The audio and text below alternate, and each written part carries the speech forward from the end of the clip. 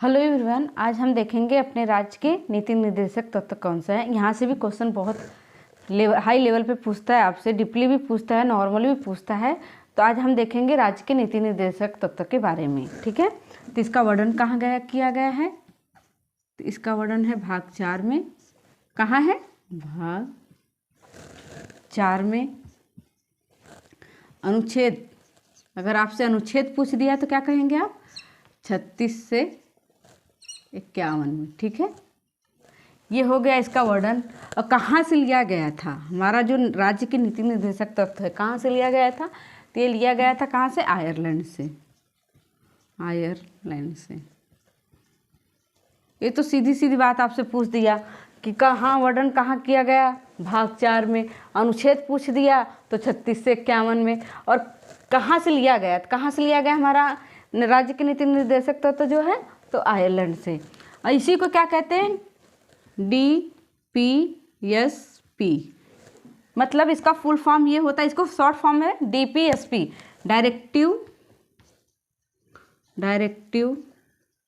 Principle state policy. क्या कहते हैं? डायरेक्टिव प्रिंसिपल स्टेट पॉलिसी, ठीक है। ये हो गया DPSP हमारा, ठीक है। आगे कब ये जोड़ा गया? जैसे हमारे संविधान में था या नहीं था? नहीं था तो कब जोड़ा गया? तो हमारा ये 42वें संविधान संशोधन जो हुआ था, इसमें संविधान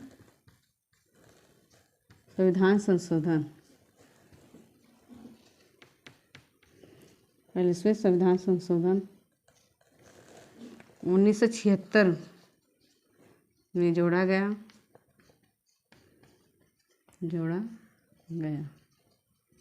देखिए, अगर आपसे वर्णन पूछ दिया कि किस भाग में हुआ था वर्णन, तो भाग 4 में। किस अनुच्छेद में अनुच्छेद पूछ दिया तो 36 से 51 में। कहाँ से लिया गया? तो आयरलैंड से लिया गया। इसको शॉर्ट फॉर्म में DPSP कहते हैं, डायरेक्टिव प्रिंसिपल स्टेट पॉलिसी, ठीक है। ये कब जोड़ा गया था? हमारे 42वें संविधान संशोधन जो 1976 में हुआ था, तब जोड़ा गया था। इसे मौलिक अधिकार से ऊपर रखा गया है। इसे मौलिक अधिकार से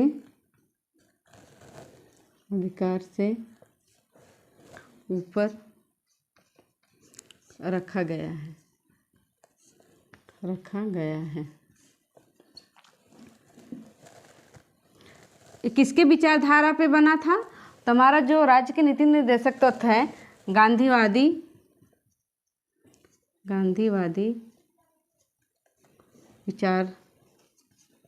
विचारधारा से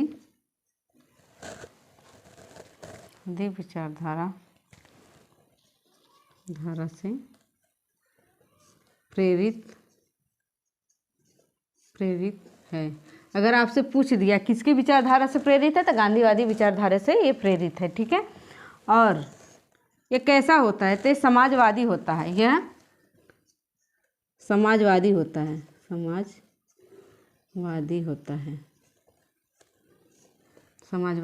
है। अर्थात समाज के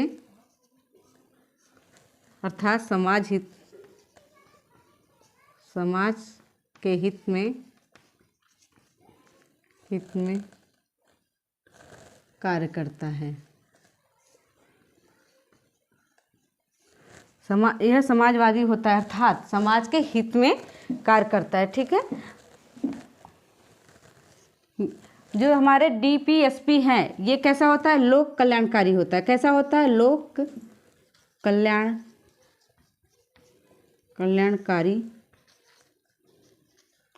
कल्याणकारी होता है। कैसा होता है? अगर आपसे पूछ दे कि राज्य के नीति निर्देशक तत्व जो हैं कैसा होता है, तो ये समाजवादी भी होता है, जो अर्थात समाज के हित में कार्य करने वाला होता है।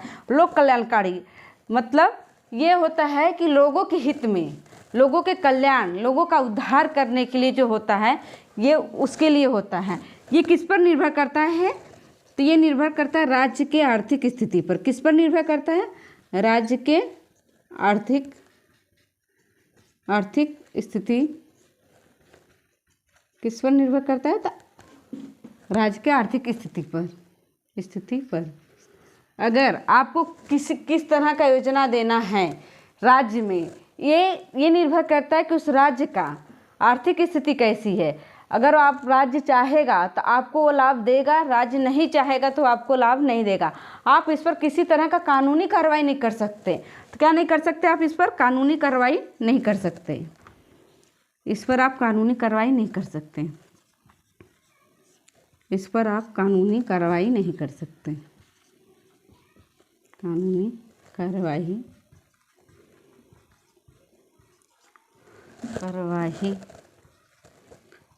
नहीं कर सकते।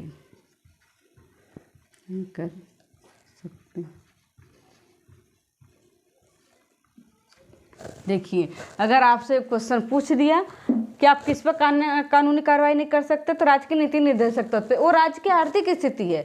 अगर आपको लाभ देना चाहे किसी भी तरह का लाभ हो, मेडिकल लाभ हो, सामाजिक स्तर को उठाने के लिए किसी भी तरह का पैसा अगर आपको सरकार देना चाहती है तो राज्य की आर्थिक स्थिति अच्छी है तो आपको देगी। अदरवाइज अगर उसकी आर्थिक स्थिति नहीं अच्छी है तो आपको नहीं देगी। तो इस पर आप किसी तरह का ब्लेम नहीं कर सकते, केस नहीं कर सकते, नहीं हमको ये मिलना चाहिए, हमको क्यों नहीं मिला।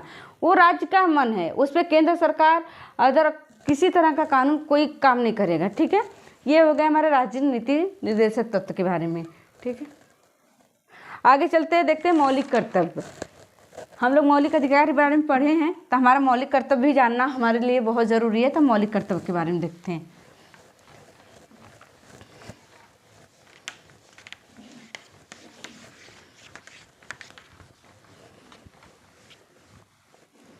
मौलिक कर्तव्य,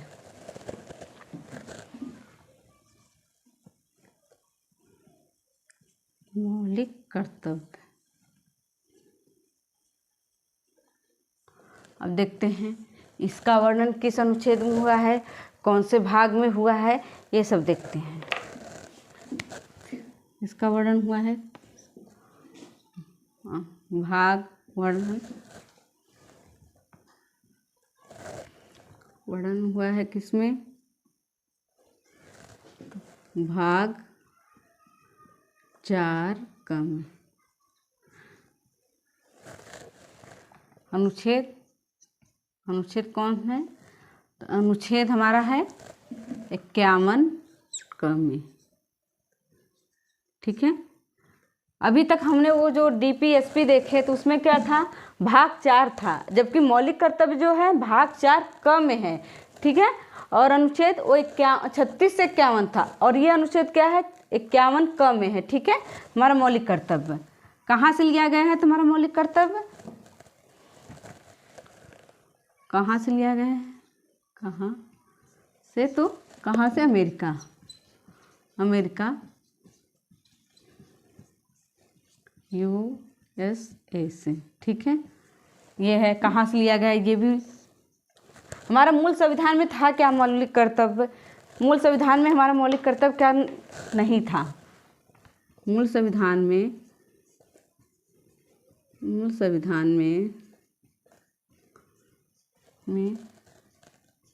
मौलिक कर्तव्य नहीं था। मौलिक कर्तव्य नहीं था। तब कब आया ये मौलिक कर्तव्य हमारे संविधान के अंदर? तो आया 42वें संविधान संशोधन। कब? 42वें संविधान संशोधन। ये कब हुआ था? 1976 में। 76 में। कुल कितने थे? पहले कितने थे? पहले थे 10। वर्तमान में कितने हैं मौलिक कर्तव्य हमारे? तो मौलिक कर्तव्य हमारे कितने हैं? 11। ठीक है, ये तो हो गए मौलिक कर्तव्य के मेन भाग। अब किसके सिफारिश पर? ये भी क्वेश्चन आपसे पूछता है। ये भाग, वर्णन, अनुच्छेद, ये सब तो ठीक है, आपसे रियली नॉर्मली क्वेश्चन पूछ देता है सीधे। अगर उसको क्वेश्चन को घुमाना है तो सीधा पूछेगा आपसे कौन से संविधान में संशोधन में हुआ था? तो संविधान संशोधन कौन सा? 1976 में हुआ था। कब हुआ था? संविधान संशोधन जो हुआ था 1976 42वें संविधान संशोधन में 1976 में। तो 42वां संविधान संशोधन कब हुआ था? 1976 में हुआ था। तो पहले कितने थे इसमें? जो हमारे मौलिक कर्तव्य 10 थे, वर्तमान में कितने हैं? 11 हैं। किसकी सिफारिश पे? अब आपसे पूछ दिया, अगर डीपली क्वेश्चन पूछना चाहे तो आपसे ये पूछे किसकी सिफारिश पे ये हुआ था जो हमारा मौलिक कर्तव्य हमारे संविधान में जोड़ा गया था? तो किसकी सिफारिश पे? सिफारिश किसने की थी? तो सरदार स्वर्ण सिंह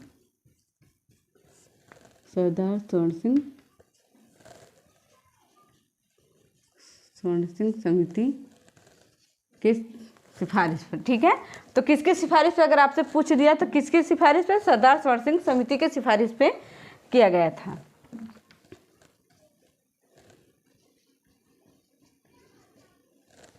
सिफारिश पर। ठीक है, फिर हमारा जो 11वां है, पहले 10 थे, वर्तमान में 11 है, तो 11वां संविधान कब आया हमारा मौलिक कर्तव्य? तो कब आया? जो हमारा 86वां संविधान संशोधन हुआ था, संविधान संशोधन 86वां संविधान संशोधन कब हुआ था? 86वां संविधान संशोधन तो 2002 में हुआ था। इसमें क्या किया गया? 11वां जो हमारा मौलिक कर्तव्य है, कौन सा? 11वां मौलिक कर्तव्य,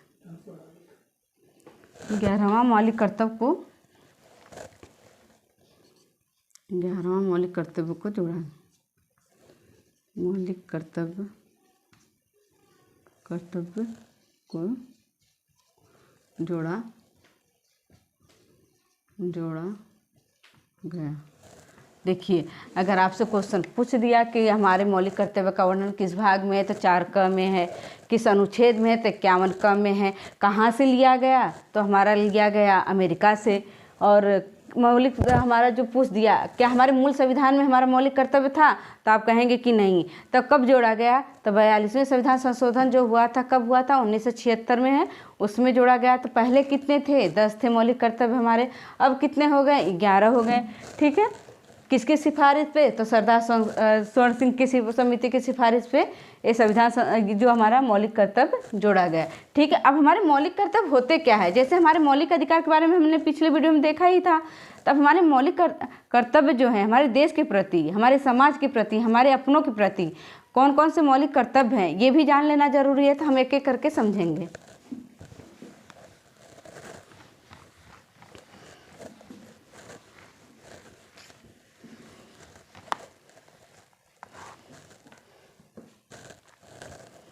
मौलिक कर्तव्य,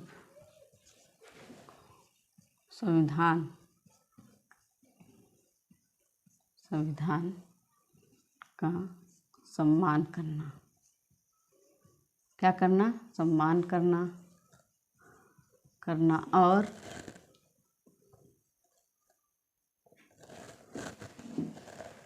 और हमारे समाज सर्वोच्च सामाजिक संस्था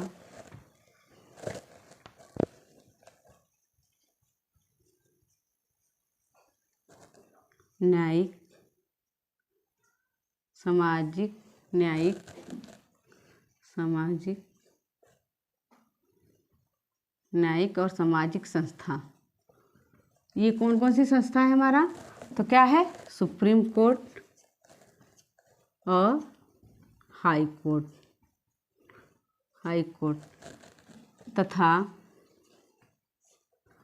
तथा राष्ट्रीय प्रतीक, राष्ट्रीय गान, राष्ट्रीय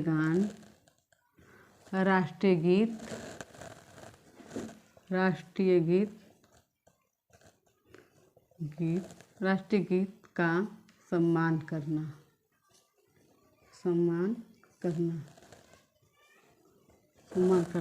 संविधान का सम्मान करना, हमारे संविधान में जो भी डायरेक्शन हमारे समाज के प्रति हमारे लिए दिया गया है उसका सम्मान करना, उनके बातों को मानना, उसकी अवहेलना नहीं करना चाहिए, ये हमारा कर्तव्य है।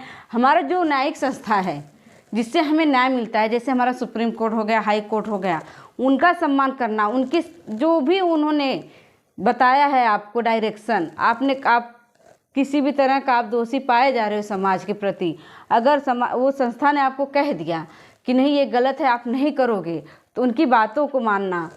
हमारा राष्ट्रीय गान, राष्ट्रीय गीत, जो हमारे राष्ट्र से संबंधित चीज़ें हैं, उनका क्या करना, हमें सम्मान करना चाहिए। ये सबसे महत्वपूर्ण हमारा कर्तव्य है, सबसे पहला कर्तव्य। दूसरा हमारा कर्तव्य क्या है? वैज्ञानिक दृष्टिकोण अपनाना। वैज्ञानिक दृष्टिकोण अपनाना,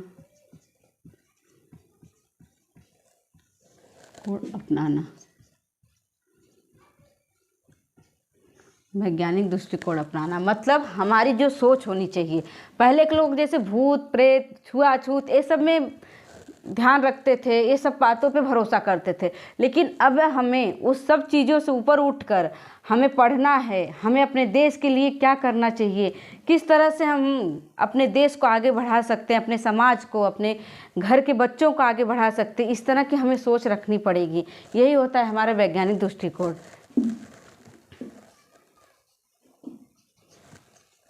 सार्वजनिक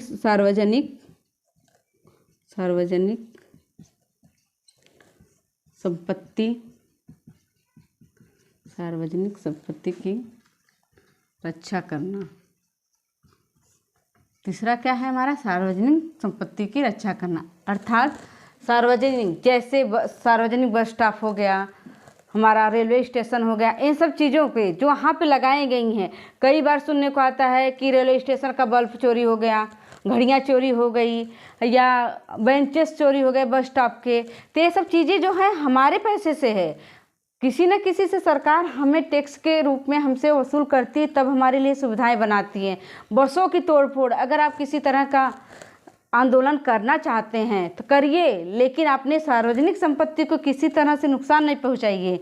जैसे कि आपकी कोई सुना है आपने रेलवे डब्बे फूंक दिए, आग लगा दिए, बस को जला दिया, ये क्या है? हमारी सार्वजनिक संपत्ति का नुकसान पहुंचाना। और इससे सरकार का घाटा नहीं होता है, हमारा खुद का घाटा होता है। हमारे ही जेब से पैसे जाते हैं जो हमारे लिए सुविधाएं खड़ी की जाती है। तो प्लीज़ उसका क्या करना चाहिए? हमें सार्वजनिक संपत्ति की रक्षा करना चाहिए, हमारा क्या है? मौलिक कर्तव्य है। ठीक है। चौथा, व्यक्तिगत और सामूहिक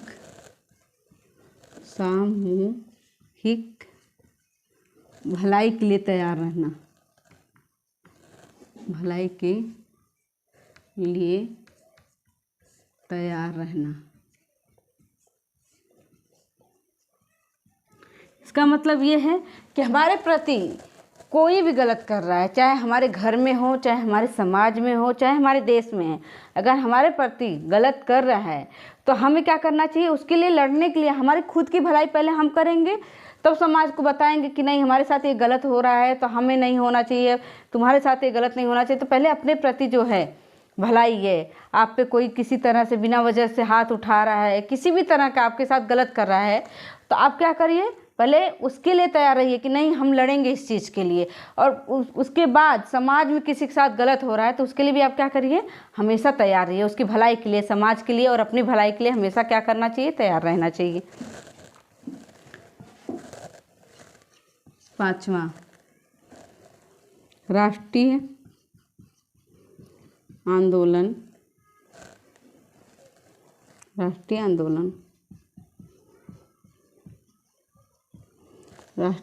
को प्रेरित करने वाले